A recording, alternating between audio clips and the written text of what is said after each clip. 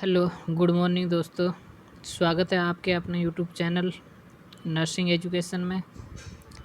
तो आज हर रोज़ की तरह एक नए सेशन के साथ आज के कुछ मोस्ट इम्पॉर्टेंट एमसीक्यू गाइडनिक के हैं। तो आगे बढ़ने से पहले प्लीज़ चैनल को लाइक, शेयर एंड सब्सक्राइब ज़रूर कर दें और नोटिफिकेशन ऑल कर दें, जो हर वीडियो की नोटिफिकेशन आपके पास आती रहे। सेशन स्टार्ट करते हैं। आज का पहला एमसीक्यू है, The gland that is located below hypophageal fossa of sphenoid bone is।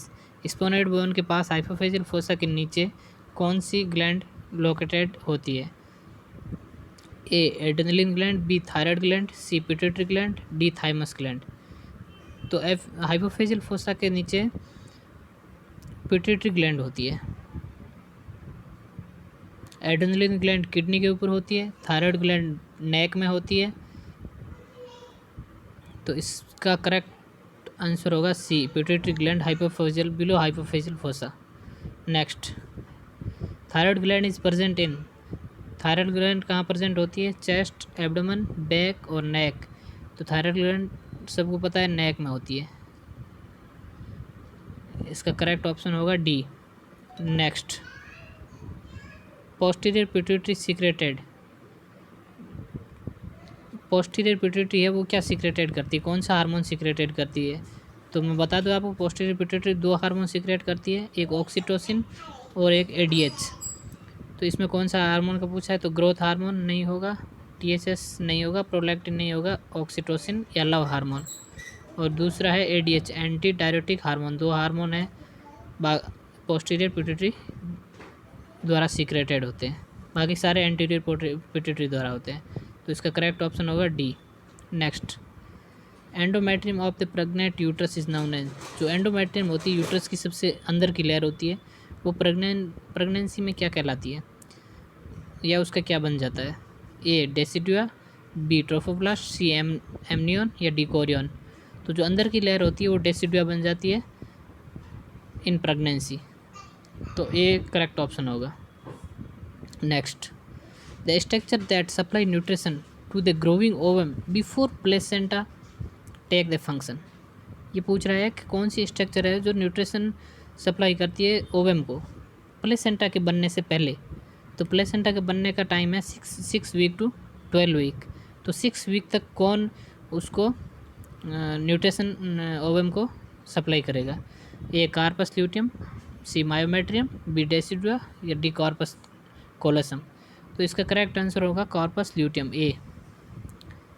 Corpus luteum है जो प्लेसेंटा बनने से पहले ओवम को न्यूट्रिशन सप्लाई करेगा। Next, which structure is responsible for secreting progesterone hormone during first 6 week of pregnancy. वही question है कि 6 वीक प्रेगनेंसी ड्यूरिंग पूछा है, तो 6 से पहले प्लेसेंटा नहीं बनता है, और प्लेसेंटा नहीं बनता है तो प्लेसेंटा करता है हार्मोन का सीक्रेशन। और इसने पूछा 6 महीने पहले, तो 6 महीने से पहले कौन करेगा? A corpus luteum, B umbilical cord, C placenta, D decidua. तो 6 महीने से पहले प्रोजेस्टेरोन हार्मोन का सीक्रेशन कॉर्पस ल्यूटियम करेगा, और 6 महीने के बाद वो बनना स्टार्ट हो जाएगी प्लेसेंटा, तो उसके बाद प्लेसेंटा ही करेगी। करेक्ट आंसर होगा A. About how much blood a mature placenta contain. एक मैच्योर प्लेसेंटा में कितना ml ब्लड होता है? 250 ml, 500 ml, 700 ml या 1000 ml। तो इसका करेक्ट आंसर होगा 500 ml। 500 ml correct. नेक्स्ट,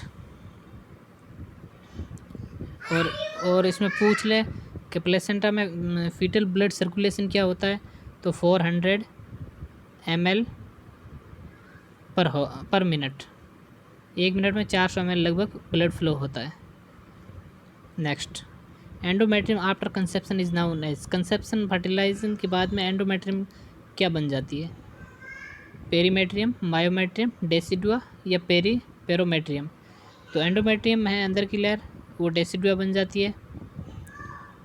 अभी पहले आ गया, ठीक है। Next, corpus luteum is found in. Corpus luteum कहाँ होता है?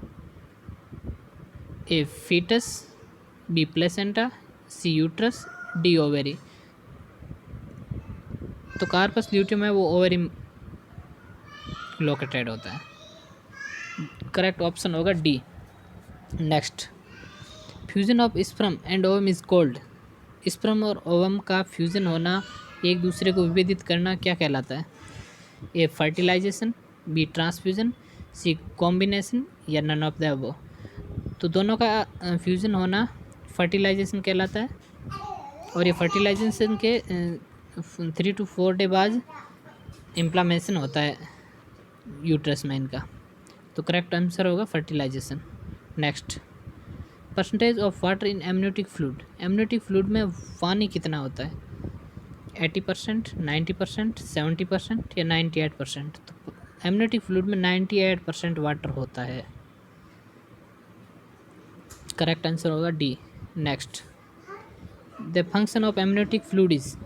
एमनियोटिक फ्लूइड है उसका मेन फंक्शन क्या होता है during pregnancy?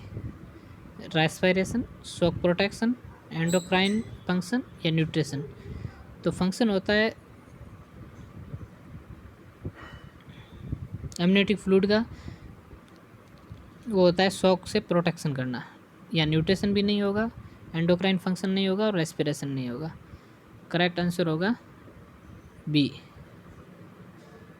Next, the nervous system of the fetus is formed. जो फीटस का नर्वस सिस्टम है वो किससे बनता है? एक्टोड्रम, एंडोड्रम, मेसोड्रम या पेरेंकाइमा? तो जो सिस्टम होता है फीटस का, नर्वस सिस्टम होता है, वो एंडोक्राइन से एक्टोड्रम से बनता है। Next, placenta shape is. ये पूछा प्लेसेंटा का क्या शेप है, किस शेप में होती है? राउंड, डिस्कोइड, ग्लोबल या फ्यूजीफॉर्म? तो प्लेसेंटा होती है वो डिस शेप की होती है, डिस शेप। इसका करेक्ट आंसर होगा सी, डिस्कोइड।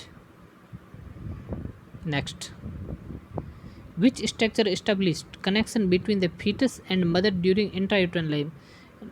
0 से लगा के इंट्रायूटेरन मतलब जब तक बेबी डिलीवर नहीं हो जाता है तब तक बच्चे और माँ को जोड़ने वाली स्ट्रक्चर को क्या कहते हैं? यूट्रस, एम्पुला, प्लेसेंटा या फेलोपियन ट्यूब? यूट्रस में बच्चा होता है, ये तो नहीं होगा। एम्पुला का कोई यहाँ रोल नहीं है, इसमें फर्टिलाइजेशन वगैरह होगा। और फेलोपियन ट्यूब फर्टिलाइजेशन होके वो फेलोपियन ट्यूब से यूट्रस में आएगा, इसका भी रोल नहीं है। तो इसका होगा प्लेसेंटा। प्लेसेंटा के द्वारा दोनों के बीच में कनेक्शन होता है। करेक्ट आंसर होगा C. Basal body temperature will following ovulation. Ovulation के टाइम जो बॉडी का टेम्परेचर वो क्या होगा? इंक्रीज, डिक्रीज, नो चेंज या फ्लेक्चिंग? तो बेसल बॉडी टेम्परेचर है जो ओव्यूलेशन के टाइम इंक्रीज होगा। ए ऑप्शन करेक्ट होगा यहाँ पे। Next, the average age of puberty in girl. Girl में प्यूबर्टी की एवरेज एज क्या होती है? 9 to 10 years, 10 to 12 years, 10 to 14 years, 14 to 16 year? तो इसका करेक्ट ऑप्शन होगा 10। 10 पे प्यूबर्टी होती है, आने स्टार्ट होती है और 14 तक मैचुरेशन साइकिल वगैरह आ जाता है। स्टार्टिंग में ब्रेस्ट का होगा जो एस्ट्रोजन हार्मोन के द्वारा डेवलपमेंट होता है, उसके बाद हेयर ग्रोइंग का, और उसके बाद मेनार्की। तो ये 8 से 10 ईयर तक होता है, 8 to 10 ईयर, और ये लास्ट 13 to 15 ईयर्स तक स्टार्ट हो जाता है। इसलिए इसका एज हो गया 10 to 14 years. Next, visual examination of the vagina and cervix with an optical magnifying instruction is term. Visual examination vagina और सर्विक्स का किसके द्वारा करते हैं? एक प्रोटोस्कोप, कोल्पोस्कोप, साल्फिंगोस्कोप या सिस्टोस्कोप? सर्विक्स और वेजाइना का विजुअल एग्जामिनेशन करते हैं कोल्पोस्कोप के द्वारा। करेक्ट ऑप्शन होगा B. Next, fertilisation means. Fertilisation का मतलब क्या होता है? Fusion of gametes and the spermatozoa, fusion of sperm and spermatozoa, या fusion of spermatozoa with mature या नन ऑफ द। तो फर्टिलाइजेशन किसे कहे गए? Spermatozoa with mature. ए गलत, बी गलत, इसका सी सही होगा, spermatozoa with mature. Correct option होगा C. Next, labour take place after day of last menstruation, last menstruation के कितने दिन बाद लेबर होता है। तो इसने सिंपल सी पूछा है कि नॉर्मल प्रेगनेंसी का टाइम पीरियड कितना होता है, 280 डेज या 9 month. Next, neural tube develop from, जो बेबी में न्यूरल ट्यूब होती है वो डेवलप किससे होती है, A ectoderm, B endoderm, C mesoderm या ऑल ऑफ द अबव। तो इसका करेक्ट ऑप्शन होगा एक्टोड्रम। एक्टोड्रम के द्वारा न्यूरल ट्यूब का डेवलपमेंट होता है। Next, closure of neural tube being, जो बंद होना कहाँ से स्टार्ट होती है न्यूरल ट्यूब, सर्वाइकल से, सेफेलिक पे, पोडलिक पे, लंबर पे। तो क्लोजर न्यूरल ट्यूब होगी लंबर पे, लंबर साइड पे पीछे की। Next, average age of menarches, menarche मतलब फर्स्ट मैचुरेशन साइकिल, MC। तो एवरेज है age 10 years, 13 years, 16 years and 19 years. तो एवरेज एज माने तो इसकी होगी 13 ईयर्स, वैसे 13 to 15 ईयर्स का होता है। Correct option B. Hormone responsible for thelarche, thelarche मतलब ब्रेस्ट के टिश्यू का डेवलपमेंट होता है थिलार्की में, इसके लिए कौन सा हार्मोन रेस्पॉन्सिबल है, ए एस्ट्रोजन, बी प्रोजेस्ट्रॉन, सी ऑक्सीटोसिन, डी एंड्रोजन्स। तो थिलार्की ब्रेस्ट टिश्यू का डेवलपमेंट के लिए एस्ट्रोजन रेस्पॉन्सिबल है, इसी के द्वारा ब्रेस्ट का डेवलपमेंट होता है। Next, A pregnant cessation of maturation at the end of the reproductive life is called, permanent cessation। permanent cessation maturation cycle आना परमानेंट बंद होने को क्या कहलाता है, number 1 menarche, number 2 menopause, precocious puberty या थिलार्की। तो इसका करेक्ट ऑप्शन होगा मिनोपॉज। मिनोपॉज कहेंगे उसे, थिलार्की तो बता दिया breast tissue development, precocious puberty 8 year से पहले बेस्ट टिश्यू का और हेयर ग्रोइंग का आना प्रिक्यूशन प्यूबर्टी कहलाएगा, और मेनार्की तो आपको बता दिया। तो इसका करेक्ट ऑप्शन होगा menopause. Next, bleeding between the menstruation period is known as, bleeding between the menstruation cycle. जैसे मेंस्ट्रुएशन साइकिल 28 दिन का हो गया, तो उसके बीच में भी 10 दिन, 15 दिन, 20 दिन बाद में भी अगर बार बार आ रही है ब्लीडिंग या मेंस्ट्रुएशन साइकिल आ रहा, तो उसे क्या कहोगे, मेनोरेजिया, मेट्रोरेजिया, पॉलीमेनोरिया या डिसमेनोरिया। तो इस चारों को बता दूं, मेनोरेजिया मतलब मेंस्ट्रुएशन साइकिल के बीच में जब मेंस्ट्रुएशन साइकिल होता है आएगा तो टाइम पे, पर उसमें ब्लीडिंग ज़्यादा होगी, तो उसे मेनोरेजिया कहेंगे। और मेट्रोरेजिया मतलब कभी भी आ जाए, अनिश्चितकालीन 28 दिन के अंदर कभी भी आ जाए, उससे मेट्रोरेजिया कहेंगे। तो इसका करेक्ट ऑप्शन होगा बी। और पॉलीमेनोरिया कहेंगे 21 दिन से पहले, कोई मेंस्ट्रुएशन साइकिल 28 दिन का आता है तो उससे 21 से पहले आ रहा है किसी लेडीज़ को, तो उसे पॉलीमेनोरिया कहा गया, ठीक है। और डिसमेनोरिया में मेंस्ट्रुएशन साइकिल के दौरान पेन होता है, उसे डिसमेनोरिया कहेंगे। और उसके बाद absence of menstruation period in a women of reproductive age known as, absence होता है रिप्रोडक्टिव एज में, तो उसे क्या कहोगे, तो हाइपोमेनोरिया या एमनोरिया या डिसमेनोरिया या एयूमेनोरिया। तो इसे एमनोरिया कहेंगे जब लेडीज़ प्रेग्नेंट हो जाती है।